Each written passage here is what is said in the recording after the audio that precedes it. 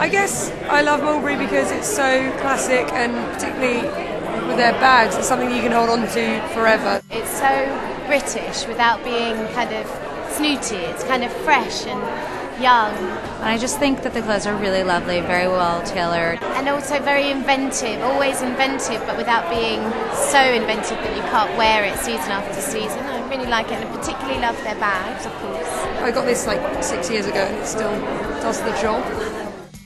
The Mulberry girl, I think she doesn't take herself too seriously. I think she's not afraid to wear things her own way. She's not afraid to wear colour, not afraid to wear prints.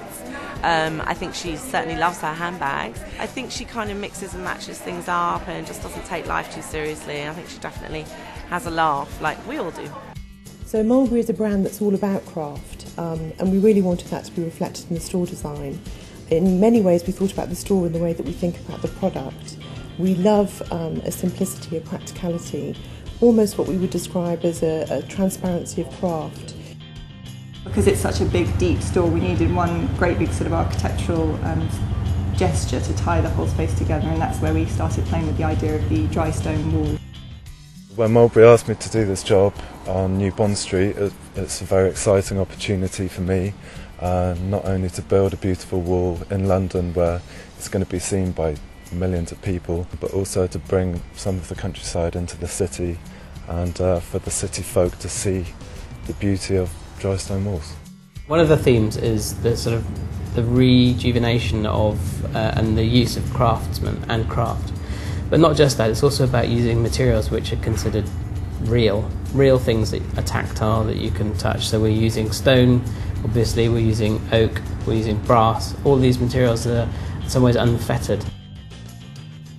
Mulberry is a brand that really is a mix of the English countryside and the urban English life, and we wanted to create a store concept that would reflect that. We were very much inspired by English country gardens and the idea of follies, these little buildings that you can explore in a landscape. It's an open plan store, so it's very open, and you can see right to the back of the store. It's really flexible, but you also have little surprises in these buildings that we've created that are inspired by English architecture. The Mulberry store is quite unique in that it has an electronic brain that links all of the systems together in order to make them more efficient.